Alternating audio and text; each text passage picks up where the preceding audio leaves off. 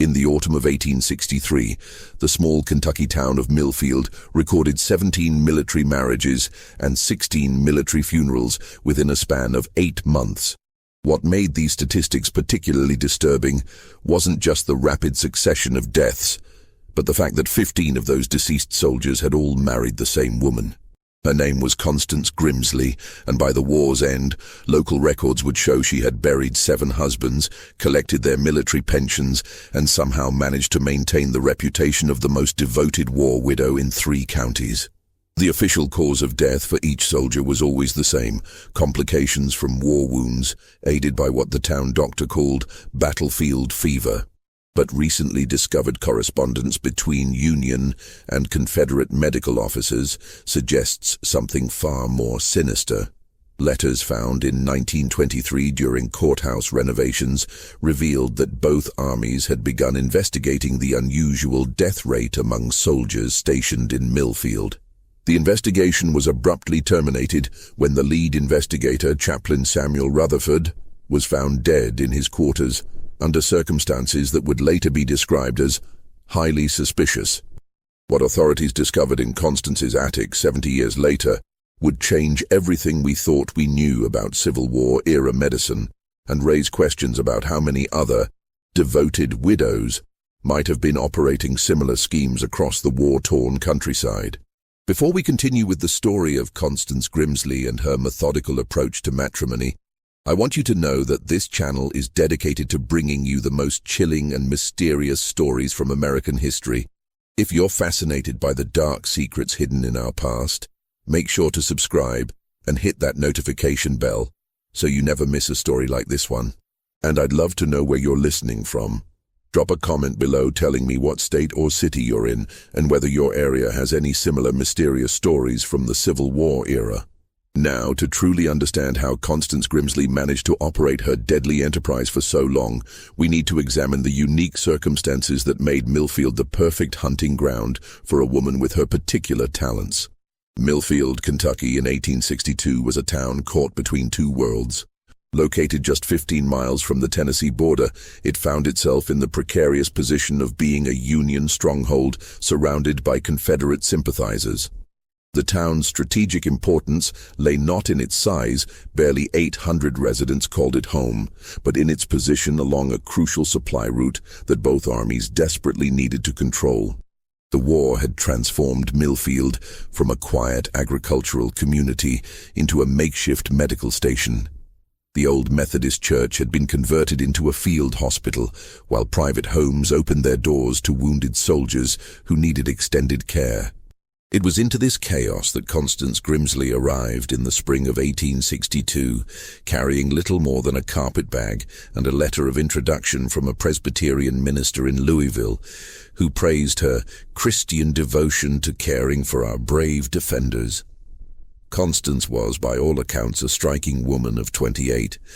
Standing tall with auburn hair that caught the light just so, she possessed what the local newspaper would later describe as a countenance both beautiful and filled with Christian sympathy.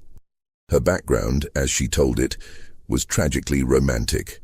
The daughter of a physician who had died in a cholera outbreak, she had spent years caring for her ailing mother before the woman's death left Constance alone in the world with nothing but her medical knowledge and her faith. The townspeople of Millfield embraced her immediately. Mrs. Eleanor Hartwell, who ran the boarding house where Constance took rooms, would later recall how the young woman seemed to possess an almost supernatural ability to ease the suffering of wounded soldiers. She had such gentle hands, Mrs. Hartwell told a newspaper reporter years later. The boys would cry out in agony when Doc Patterson tended their wounds, but they'd fall peaceful as babies when Miss Constance worked her healing. What the townspeople didn't know was that Constance had arrived in Millfield with more than just medical knowledge. Hidden in the false bottom of her carpet bag was a small leather journal, its pages filled with meticulous notes written in a cramped, precise hand.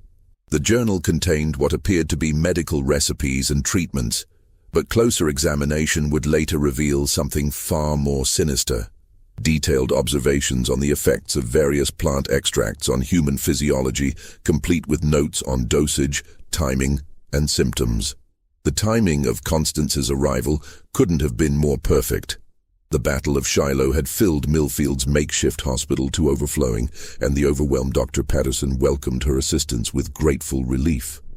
Within weeks, she had established herself as the most capable nurse in the county, and her reputation for bringing comfort to dying soldiers spread throughout both Union and Confederate camps.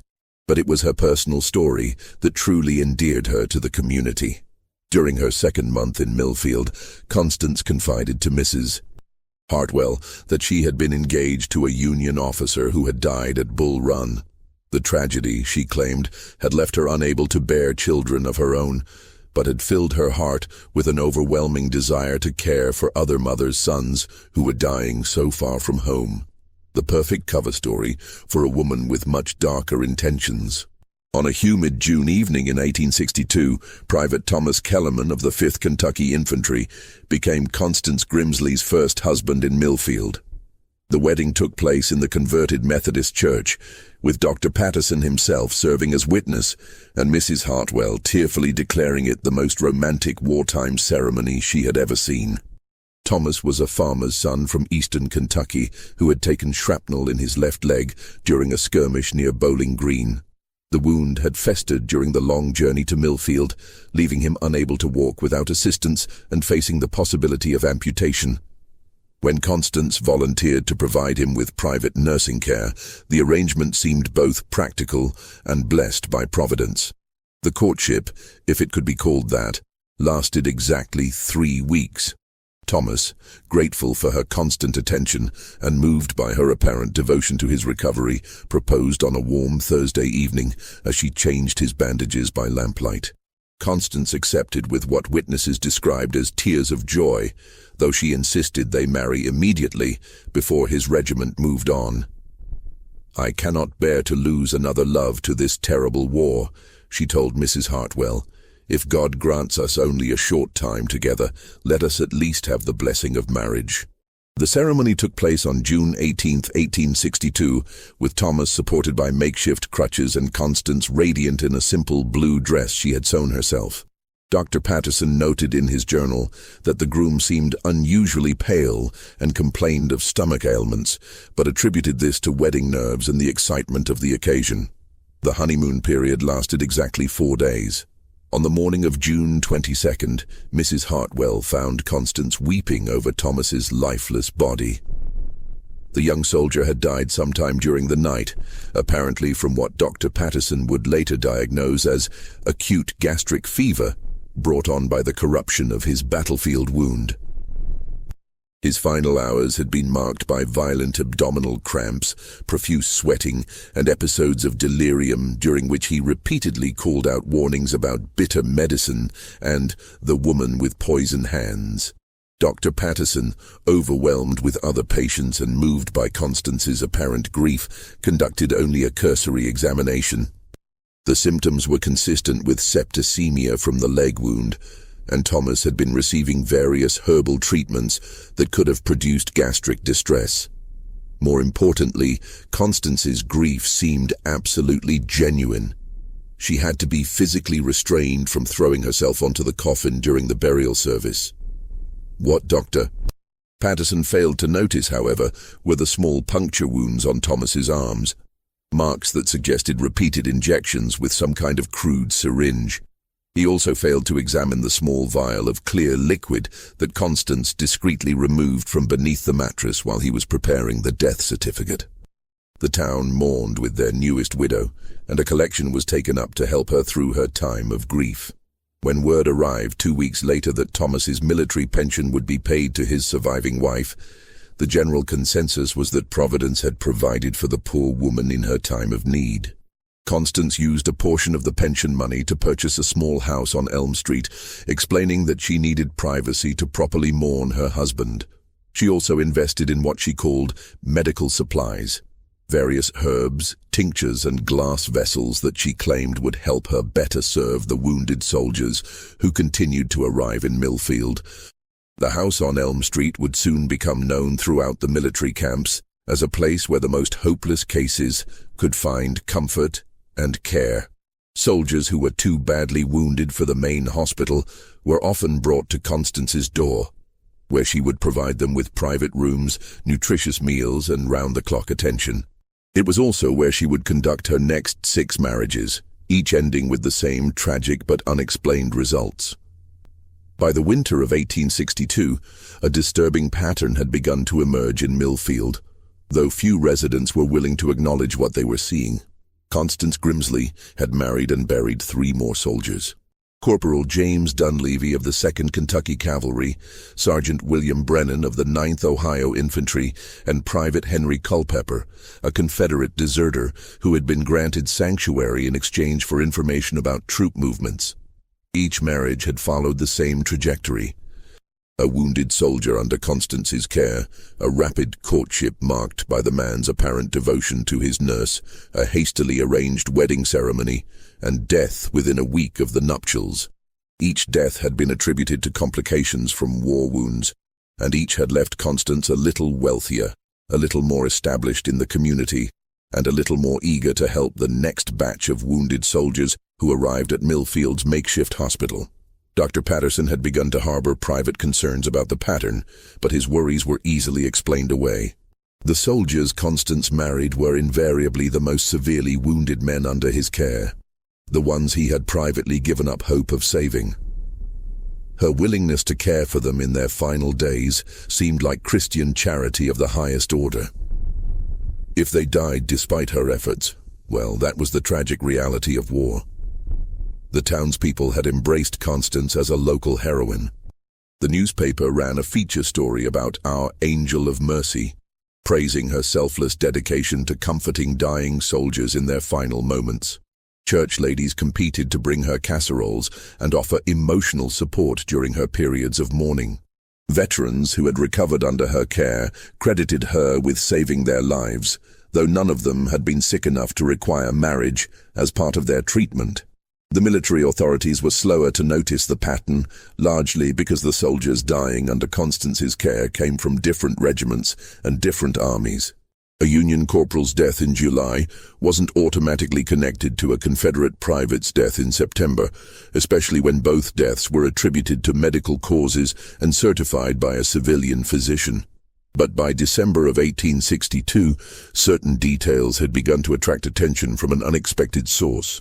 Chaplain Samuel Rutherford, a young Presbyterian minister who served as spiritual counselor to Union forces in the region. Rutherford was 26 years old, a graduate of Princeton Seminary who had volunteered for military service despite having no family connections to the army. He was driven by a deep sense of Christian duty and an analytical mind that had made him an excellent theology student. Those same qualities made him notice things that others had overlooked. The chaplain's concerns began when he was called to perform last rites for Sergeant Brennan. During his final confession, the dying man had made disturbing comments about his wife's medicine and expressed fears that he was being helped along to heaven. Rutherford had initially dismissed this as the delirium of a dying man, but when similar comments were made by Henry Culpeper 2 months later, he began to pay closer attention. Rutherford started keeping his own informal records of deaths in Millfield, noting not just the official causes, but also the circumstances surrounding each case. What he discovered disturbed him deeply.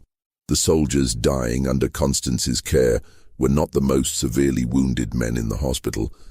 They were often among those with the best chances of recovery.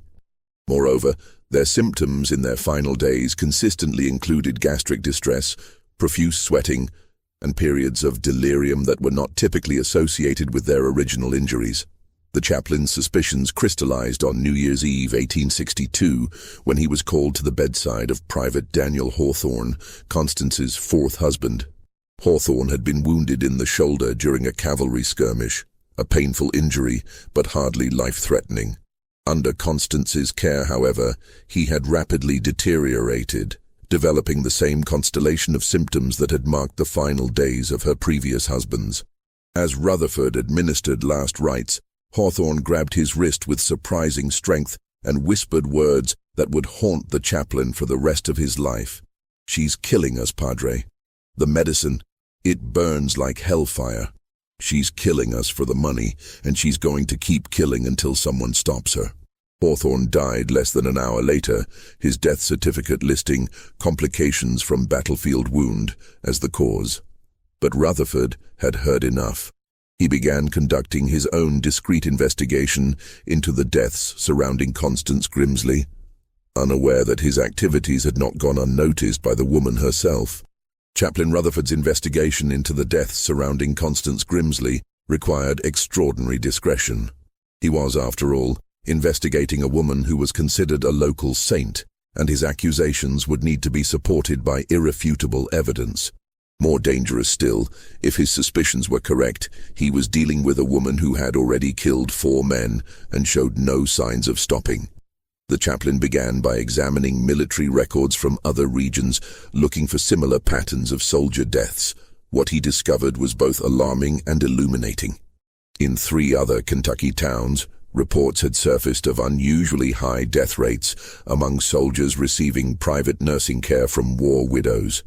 In each case, the women in question had married multiple soldiers and inherited their military pensions. In each case, the official cause of death had been listed as complications from war wounds.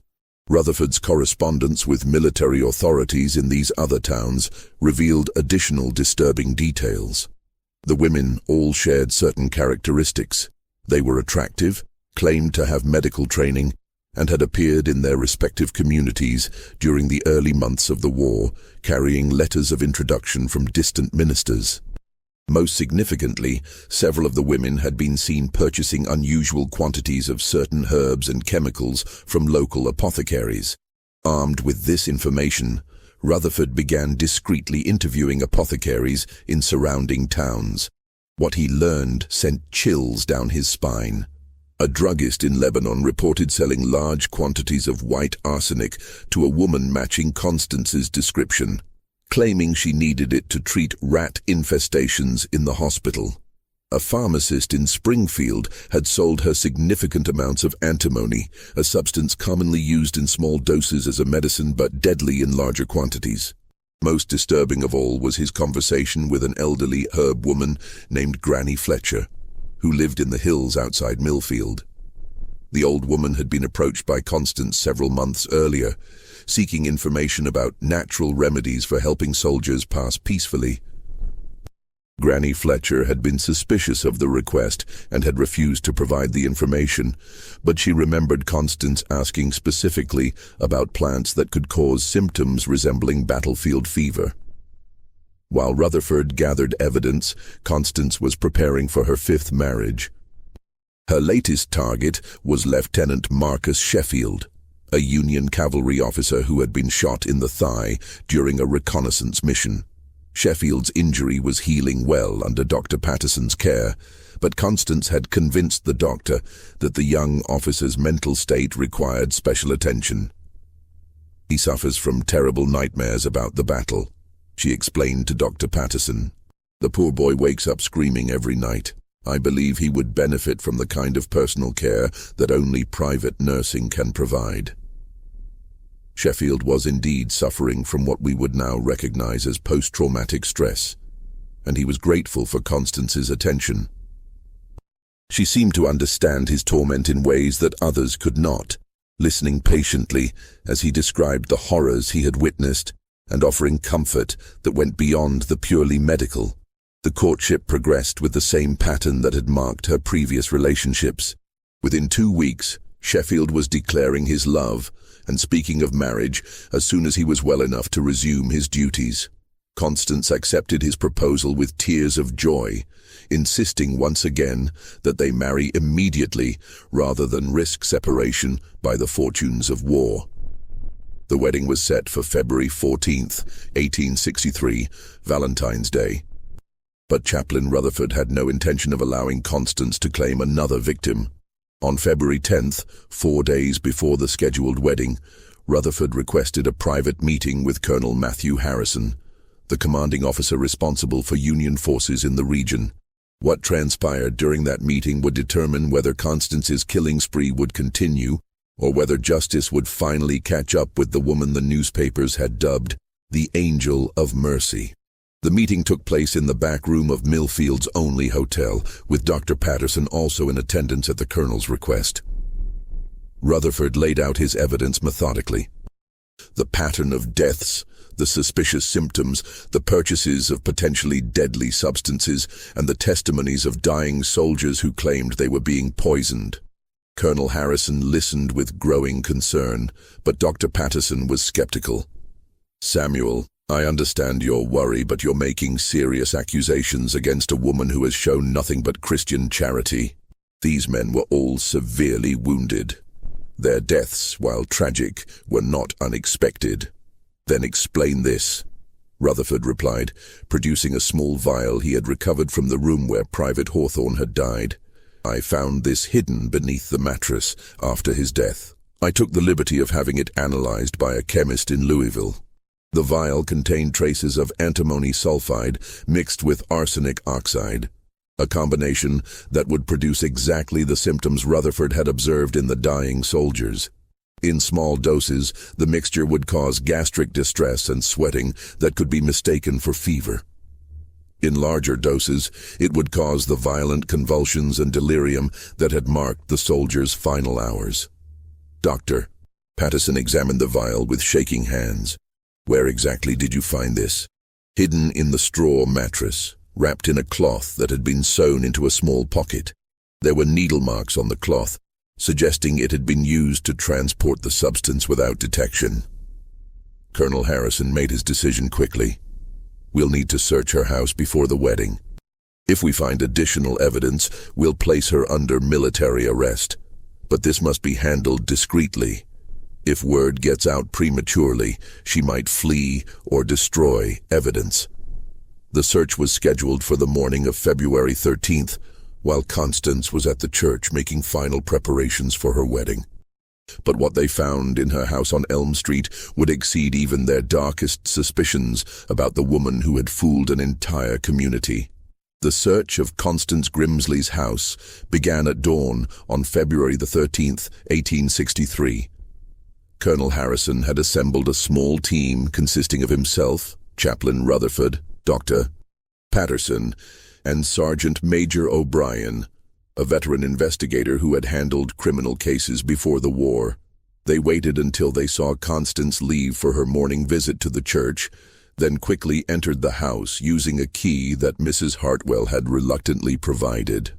What they found in the front rooms was exactly what one would expect in the home of a devoted war widow. Religious texts, mourning pictures of her deceased husbands, medical supplies arranged neatly on shelves, and correspondence from grateful soldiers thanking her for her care. But the real discoveries awaited them in the back bedroom that Constance used as her private study. Hidden behind a loose board in the bedroom wall, they found her most damning possessions. The first was the leather journal that Rutherford had suspected existed, a detailed record of her treatments, written in Constance's precise handwriting. But as they read through its pages, they realized that this wasn't simply a record of murders. It was a scientific study documenting the effects of different poisons on human physiology with the detachment of a trained researcher. Each entry began with the subject's name, physical condition, and military background. Then came detailed notes on dosage, timing, and observed effects. Subject responds well to initial treatment of antimony sulfide. Gastric distress begins within 6 hours, accompanied by profuse sweating. Increase dosage tomorrow to accelerate timeline. Another entry noted, arsenic oxide proves more reliable for final treatment. Subject expires within 48 hours with symptoms consistent with battlefield fever. No suspicion from attending physician. Dr. Patterson read these entries with growing horror, recognizing his own medical observations quoted alongside Constance's more sinister notes. She had been using his legitimate diagnoses to cover her tracks, timing her poisonings to coincide with expected complications from the soldiers' injuries. But the journal contained more than just records of her murders. The early entries dating back to 1860 described experiments on stray cats and dogs, carefully documenting which substances were most effective and which caused symptoms that might attract unwanted attention. Later entries mentioned Practice subjects. Elderly patients in Louisville who had died under her care before she came to Millfield. Sergeant Major O'Brien found additional evidence in Constance's kitchen, a collection of glass vials containing various substances, each labeled with innocuous names like headache powder and stomach soother, but actually containing deadly concentrations of arsenic, antimony, and mercury compounds. Hidden in a flour canister, they discovered several syringes of different sizes, each with signs of recent use. Perhaps most chilling of all was what they found in her bedroom dresser, a collection of wedding rings and pocket watches taken from her deceased husbands, along with forged documents that would have allowed her to claim military pensions from multiple regiments. She had been planning to expand her operation, moving to different towns and assuming new identities as circumstances required.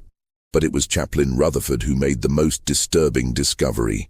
In a small wooden box hidden beneath Constance's bed, he found correspondence with other women operating similar schemes in different states. The letters revealed that Constance was part of a larger network of war widows who shared information about effective poisons, reliable cover stories, and methods for avoiding detection. One letter, dated January 1863, came from a woman calling herself Margaret in Tennessee. The antimony works perfectly when mixed with legitimate medicine. The soldiers actually request their final doses, believing it will ease their pain. I've perfected the timing. They expire exactly 3 days after the wedding, allowing sufficient time for the marriage to be legally recorded, but not long enough for any suspicion to develop. Another letter, from Elizabeth in Virginia, contained even more practical advice. Always choose soldiers with no living relatives who might ask questions. Men from broken homes make the best targets. No one comes looking for answers. The pension claims are easier to process when there are no competing claims from mothers or sisters. As the search team absorbed these revelations, they realized they were dealing with something far more extensive than a single murderous woman. They had uncovered evidence of an organized conspiracy that might have claimed dozens of lives across the war-torn South. Colonel Harrison made the decision to expand the investigation immediately. Messages were sent to military authorities in Tennessee, Virginia, and other states, warning them about the network and providing descriptions of the suspected perpetrators. Meanwhile, plans were made to arrest Constance immediately upon her return from the church. But when the team prepared to leave the house, they discovered that their investigation had not gone unnoticed. Through the front window, they could see Constance standing at the end of Elm Street, apparently in conversation with Mrs. Hartwell. Even at that distance, it was clear that she was staring directly at her house, and that she had noticed signs of the search. As they watched, Constance suddenly turned and began walking rapidly toward the church. But instead of entering the building, she continued past it, heading toward the wooded area that bordered the town cemetery. She was carrying a small bag, and her pace suggested flight rather than a casual stroll. "She knows," Colonel Harrison said grimly. "Sergeant Major, take 2 men and circle around through the cemetery. Chaplain, you and Dr. Patterson come with me. We'll approach from the main road. She's not going to escape justice, and we can't risk her warning the others in her network."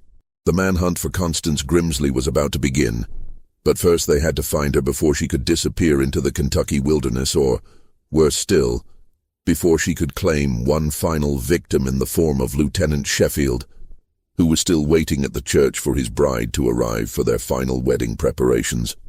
Just when we thought we'd seen it all, the horror in Millfield intensifies. If this story is giving you chills, share this video with a friend who loves dark mysteries, hit that like button to support our content, and don't forget to subscribe to never miss stories like this. Let's discover together what happens next in this twisted tale of murder disguised as mercy.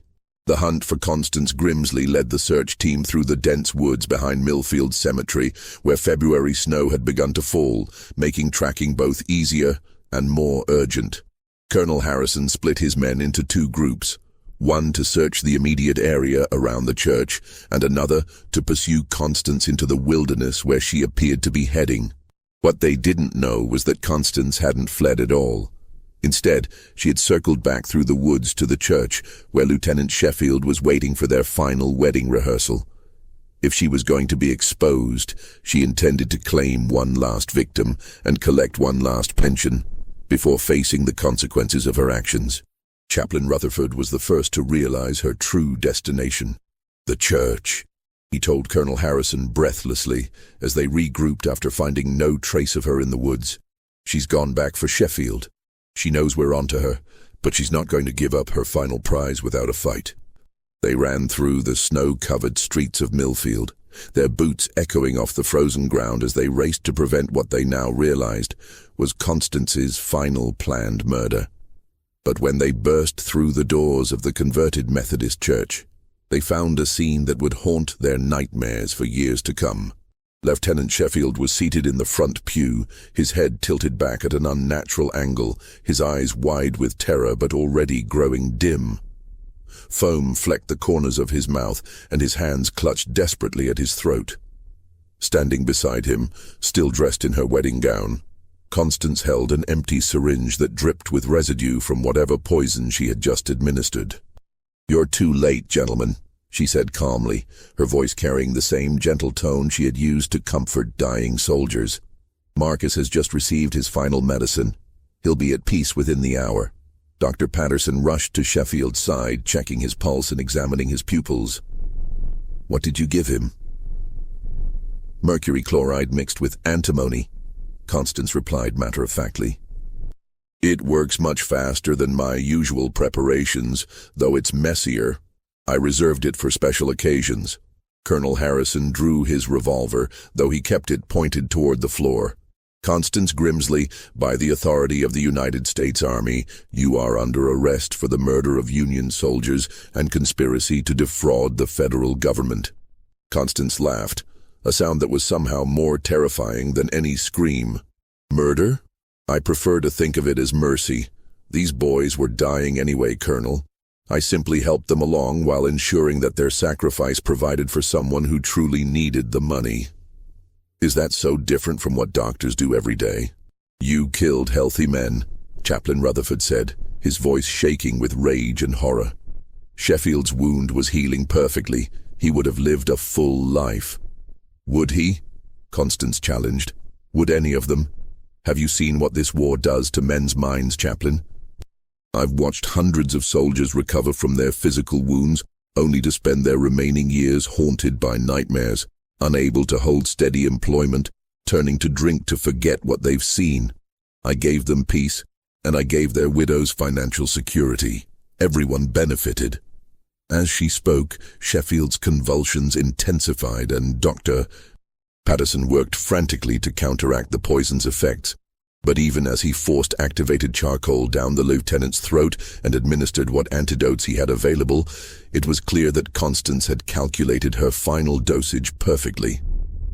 "There's something else you should know," Constance continued, her voice taking on an almost conversational tone. "The network you've discovered, it's much larger than you imagine. There are dozens of us operating from Virginia to Texas. We communicate through a system of coded letters sent to addresses at churches and post offices. Some of my colleagues have been operating since the war began, and they've perfected techniques that make my methods look crude by comparison." She reached into her dress and withdrew a folded letter. "This arrived yesterday from my contact in Nashville. She's identified 7 potential targets among the wounded soldiers at the military hospital there. By next month, she'll be a widow 7 times over, and several $100s richer." Colonel Harrison snatched the letter from her hands, scanning its contents with growing alarm. The document contained not only detailed plans for multiple murders, but also lists of contacts in other cities, coded phrases for identifying fellow conspirators, and instructions for forging military pension documents. "Why are you telling us this?" he demanded. Constance smiled, and for the first time, her expression revealed the genuine cruelty that had been hidden beneath her facade of Christian charity. "Because you'll never catch them all.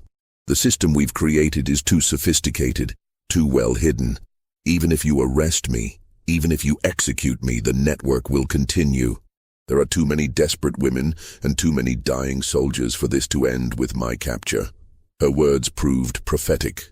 As Lieutenant Sheffield drew his final agonized breath, Constance Grimsley looked around the church that had hosted 5 of her 7 weddings and added, "Besides, gentlemen, who's going to believe that America's sweethearts, the devoted war widows who sacrifice everything to comfort our brave soldiers, are actually cold-blooded killers? The public will never accept it. You'll be the ones branded as villains for persecuting grieving women." She was right about the public reaction, though wrong about the scope of justice that would eventually follow. But as Colonel Harrison placed shackles on her wrists and prepared to transport her to Louisville for trial, none of them could have predicted the full extent of the conspiracy they had uncovered, or the number of additional victims whose deaths would eventually be linked to the network of women who had turned battlefield medicine into a cover for systematic murder. The trial of Constance Grimsley began in Louisville on April 15, 1863, exactly 1 month after her arrest in Millfield. Despite her prediction that the public would refuse to believe the charges against her, the evidence collected from her house proved overwhelming. The journal detailing her experiments, the correspondence with other conspirators, and the testimony of Chaplain Rutherford and Dr. Patterson painted a picture of calculated evil that shocked even war-hardened observers. Military prosecutors presented evidence linking Constance to the deaths of 7 soldiers in Millfield, plus additional murders she had committed in Louisville before arriving in the smaller town. The network of war widows she had described was real.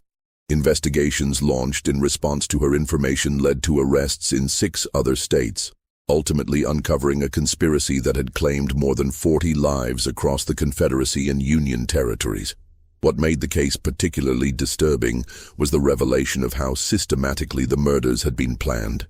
The women in the network had developed profiles of ideal victims: soldiers with no living relatives, men suffering from psychological trauma who were unlikely to be questioned closely by medical authorities, and wounded warriors whose deaths could be easily attributed to complications from their injuries. The trial also revealed the sophisticated methods the conspirators had used to avoid detection. They rotated between different towns, used multiple identities, and carefully timed their operations to coincide with major battles when military record-keeping was at its most chaotic. They had forged relationships with corrupt clerks who would process pension claims without thorough verification, and they had developed a coded correspondence system that allowed them to share information about effective poisons and successful techniques. Dr. Patterson's testimony proved particularly damaging. Under oath, he admitted that he had never conducted thorough post-mortem examinations of the soldiers who died under Constance's care, instead relying on her own reports of their symptoms to determine cause of death. His trust in her apparent medical knowledge and Christian character had made him an unwitting accomplice to multiple murders. But perhaps the most chilling testimony came from Granny Fletcher, the herb woman who had refused to help Constance with her research. Under questioning, she revealed that Constance had asked specifically about plants that would mimic the symptoms of common battlefield ailments. The old woman had been disturbed by the request and had warned several other herb gatherers in the region to be suspicious of any woman asking similar questions. The defense attempted to argue that Constance had been driven to her actions by the trauma of losing her own fiancé at Bull Run, claiming that grief and a misguided desire to help suffering soldiers had led her to mercy killing rather than murder for profit. However, the prosecution's presentation of her detailed financial records and the evidence of premeditation made this argument untenable. On June 18, 1863, exactly 1 year after her first marriage in Millfield, Constance Grimsley was found guilty on 7 counts of murder and conspiracy to defraud the United States government. The military tribunal sentenced her to death by hanging, making her one of the few women executed for war crimes during the Civil War era. Her final statement, delivered from the scaffold on July 4, 1863, provided no remorse or explanation that satisfied those who had followed her case. "I regret that my methods were discovered," she said simply. But I do not regret providing peace to men who would have suffered far more if left to live with their wounds and their memories. History will judge whether my mercy was more cruel than your justice. The broader investigation into the war-widow conspiracy continued throughout 1863 and into 1864. Military authorities ultimately identified 16 women operating in the network, though only 8 were successfully apprehended and tried. The others had disappeared into the chaos of wartime America, presumably continuing their operations under new identities. The most disturbing aspect of the investigation was the discovery that the conspiracy had been operating much longer than initially believed. Evidence found in Constance's correspondence suggested that similar networks had been active during the Mexican-American War and possibly earlier conflicts, indicating that the systematic murder of wounded soldiers for financial gain had been a hidden feature of American military history for decades. The impact on Millfield was profound and lasting. Dr. Patterson, overwhelmed by guilt over his role in enabling the murders, left his practice and moved west, unable to continue practicing medicine knowing how his trust had been exploited. Mrs. Hartwell closed her boarding house and moved in with relatives in Ohio, claiming she could no longer sleep in the building where Constance had planned her crimes. The Methodist Church, where 5 of the murders had been planned and 1 had been committed, was abandoned by the congregation, who felt the building had been too thoroughly corrupted to serve as a house of worship. For years afterward, locals reported strange sounds coming from the empty building at night, though these were more likely the result of wind through broken windows than any supernatural presence. Lieutenant Sheffield was buried in Millfield's military cemetery with full honors, though his grave marker made no mention of the circumstances of his death. The military authorities decided that revealing the details of how he died would serve no purpose beyond causing additional pain to his family and undermining public trust in battlefield medical care. The pension money that Constance had collected from her murdered husbands was never fully recovered. Military investigators estimated that she had stolen over $3,000 from the federal government, a massive sum equivalent to several years' wages for most Americans. Some of this money was found hidden in her house, but the majority had apparently been sent to other members of the conspiracy or invested in supplies for future operations. Perhaps most troubling of all was the realization that Constance's network might have represented only a small fraction of similar operations. The chaos of the Civil War, with its massive casualty rates and overwhelmed medical facilities, had created perfect conditions for this type of predatory behavior. Military authorities issued new guidelines for the treatment of wounded soldiers, requiring multiple physicians to sign off on deaths and mandating more thorough investigations of any soldier who died under private nursing care. But the guidelines came too late for the men who had already died, and too late to prevent the psychological trauma suffered by the communities that had unknowingly harbored these killers. The case of Constance Grimsley became a cautionary tale about the dangers of placing blind trust in apparent Christian charity and about the need for vigilance even in times of crisis when people were most vulnerable to exploitation. The records of the investigation were sealed by military authorities and remained classified for nearly 60 years. When they were finally opened to historians in the 1920s, the documents revealed additional details that had been deemed too disturbing for public consumption during the war years. Among these was evidence that some members of the conspiracy had targeted not just wounded soldiers, but also elderly civilians and sick children, using the same methods to claim inheritance money and life insurance payments. Modern forensic analysis of the preserved evidence has confirmed that Constance's methods were indeed scientifically sophisticated for their time. The poison combinations she used were carefully calculated to produce symptoms that would be indistinguishable from common battlefield ailments, and her timing was precise enough to avoid creating obvious patterns that might attract investigation. The case also highlighted the vulnerability of military record-keeping systems during wartime. The pension fraud aspect of the conspiracy was only possible because overwhelmed clerks were processing claims with minimal verification, relying on local officials who might themselves be corrupted or deceived. The reforms implemented in response to the Grimsley investigation became the foundation for modern military benefits administration, though they came at the cost of dozens of lives. Today, the house on Elm Street where Constance conducted her final murders still stands in Millfield, though it has changed hands many times over the years. Local real estate agents report that it remains difficult to sell, not because of any supernatural phenomena, but because the historical association with the murders continues to disturb potential buyers. The current owners have converted it into a small museum dedicated to Civil War medical history, though they make no mention of its previous occupants' crimes. The Methodist church where Lieutenant Sheffield died was eventually demolished in 1895, but the cemetery where Constance's victims are buried remains active. Their graves, marked only with names and dates, give no hint of the circumstances that brought these men to their final rest. Visitors to the cemetery sometimes note that the graves of Constance's victims are arranged in a rough circle around a central plot that was originally intended for her burial, though her body was ultimately interred in an unmarked grave outside Louisville after her execution. The broader historical impact of the Constance Grimsley case extends beyond its immediate victims. The investigation revealed systematic weaknesses in Civil War-era institutions that had allowed predatory individuals to exploit both military bureaucracy and public sympathy for their own gain. The case contributed to post-war reforms in medical certification, military record-keeping, and pension administration that helped prevent similar conspiracies in future conflicts. But perhaps the most lasting legacy of the case is the reminder it provides about the capacity for evil to hide behind masks of charity and compassion.